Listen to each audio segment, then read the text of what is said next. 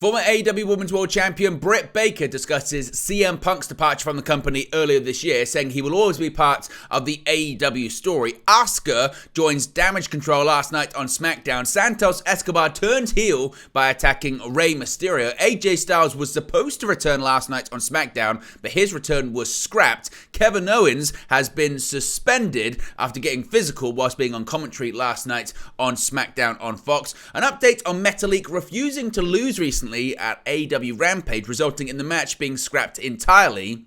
A TNA World Heavyweight Championship match has been announced for the upcoming Hard to Kill pay-per-view. Roderick Strong has announced his first victim last night on AEW Rampage, and Brian Cage is added to this coming week's street fight on AEW Dynamite.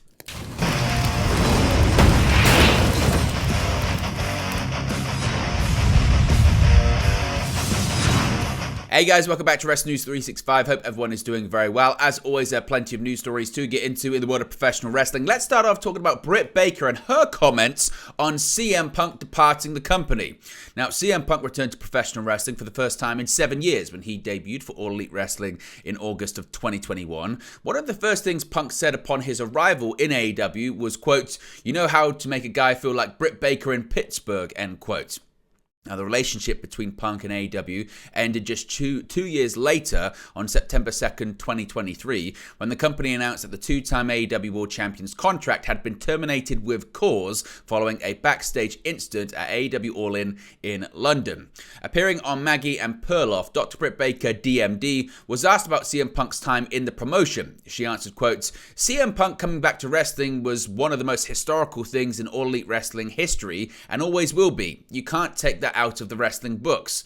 I'm really thankful we got to work with CM Punk. I learned some stuff from him. He was always really helpful and willing to work with younger talent. It didn't work out, it wasn't a fit, but it's always going to be a part of the AEW story. It's just that chapter is closed now. Everyone wishes him well. We hope and think he wishes AEW well too. It just didn't work out. At the end of the day, how cool was it that CM Punk was wrestling again for AEW and got to wrestle in Chicago again?"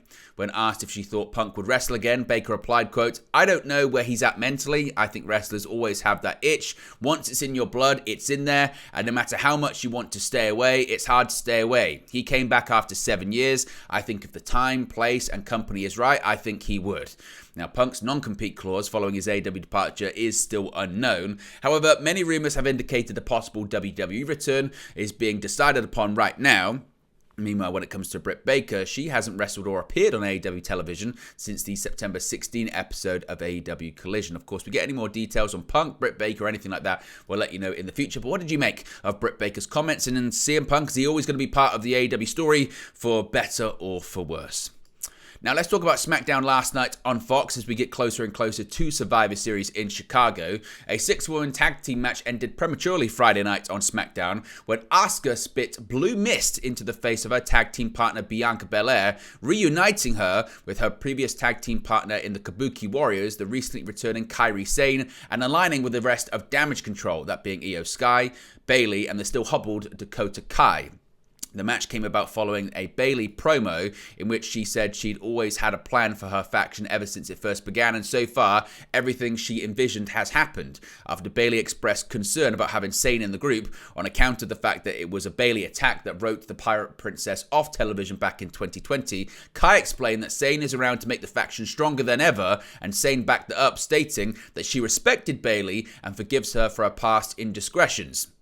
The pair fell short of a hug, however, with Bayley making it clear that she doesn't do that anymore. The love fest ended when Belair's music hit, and ultimately a match was made for the main event between her, Charlotte Flair, and Asuka versus the newly reinforced Damage Control. It was during that match that Asuka made her true intentions clear, refusing to accept a tag from Belair and spitting mist in her face instead. The subsequent post-match brawl ultimately involved Shotzi hitting the ring to vainly attempt to even the side, potentially setting up a women's war game match at Survivor Series, though the numbers will need addressing before that can happen. So what are your thoughts on Asuka joining Damage Control? Do you think this is a permanent move? Is this a case of Bayley eventually being pushed out of the group? Where do you think this one's going? Let me know your thoughts about it in the comment section below. Now, we saw another heel turn last night on SmackDown. Santos Escobar, it was just a case of when, and last night indeed was when. Santos Escobar and Rey Mysterio have spent almost the entirety of 2023 as friends and partners in the Latino World Order, but it all came crashing down on Friday's episode of SmackDown when Escobar viciously turned on Mysterio following a match between the fellow LWO member Carlito and Bobby Lashley. In the show's opening segment, Mysterio and Escobar were confronted in the ring by Carlito, who questioned Escobar's role, intentionally or not, in Mysterio losing the United States Championship to Logan Paul at Crown Jewel. Escobar responded angrily and left the ring, walking out on the group. He returned to ringside during Carlito's match after Lashley's associates, the Street Profits, got involved. But when Carlito lost and Lashley and the Profits began beating him down, Escobar hesitated instead of helping his stablemates. This prompted Mysterio to come down to the ring, where he and Escobar got physical with one another before Escobar rolled onto the ring apron. A remorseful Mysterio joined him there to try and mend the breach and, make peace, but Escobar shoved him into the ring post and proceeded to crush his leg with the ring steps. Escobar then left ringside while other members of the LWO came down to help Rey, including Zelina Vega, who vocally rejected Escobar's protest that the incident was Mysterio's fault. While the attack by Escobar didn't appear to be premeditated, the turn is likely part of a storyline between he and Mysterio that goes back months. As Kevin Owens reminded viewers on commentary, Escobar has had a legitimate grievance with Mysterio since Mysterio took and injured Escobar's place in a match against Austin Theory that resulted in Mysterio becoming the United States champion. So, were you surprised by this? What are your thoughts on this angle? What do you think it means for Santos Escobar? What do you think it means for Rey Mysterio? What do you think it means for the LWO? Let me know your thoughts about all of it in the comment section below. And one thing reportedly that was supposed to happen on SmackDown last night was the return of AJ Styles to WWE television. But of course, if you watch the show, you know that didn't happen. After a return angle was seemingly leaked earlier on in the day, it ended up being scrapped for last night at least. The return of AJ Styles was seemingly spoiled by WWE themselves after he was listed on WWE's events page where you can buy tickets, which had him listed for last night's episode of SmackDown. Coupled with previous reports from PW Insider recently that Styles' return was planned for last night's show, it seemed that a return indeed was likely. However, SmackDown came and went with no comeback for the Phenomenal One. In a new update from PW Insider, their sources suggest the return was indeed originally planned for last night, but it has been pushed back. AJ Styles last appeared on WWE television in September when he was attacked by the Bloodline. Next week on SmackDown, Jimmy Uso faces LA Knight and Solo Sikoa is announced for a return as well. So if Styles is going to be involved with the Bloodline, it would make sense that he possibly returns next week. So if we get any more confirmation or details on that, we'll let you know. But of course, Styles not present on SmackDown last night. We spoke about Kevin Owens being on commentary last night. Well, it didn't go too well for the former Universal Champion. Now, on last night's episode of SmackDown, Kevin Owens filled in for Corey Graves after Graves welcomed the birth of a baby boy with his wife Carmella earlier this week. However, Owens was clearly told by SmackDown General Manager Nick Aldis that he was not allowed to get physical with any of his fellow WWE superstars during the broadcast, as he was simply working as a commentator, and if he did, he'd be suspended. But when Austin Theory and Grayson Waller took exception to Owens' hilarious use of the telestrator at the commentary desk, Owens broke that rule. When the pair not only poured water on him, but slapped him, he ended up noting that they also threw an empty water bottle at Kevin Patrick, an offense that Owen were not allowed to stand. Instead, he excused himself and got to deliver blows and likely get suspended. Regret seemingly set in after the segment.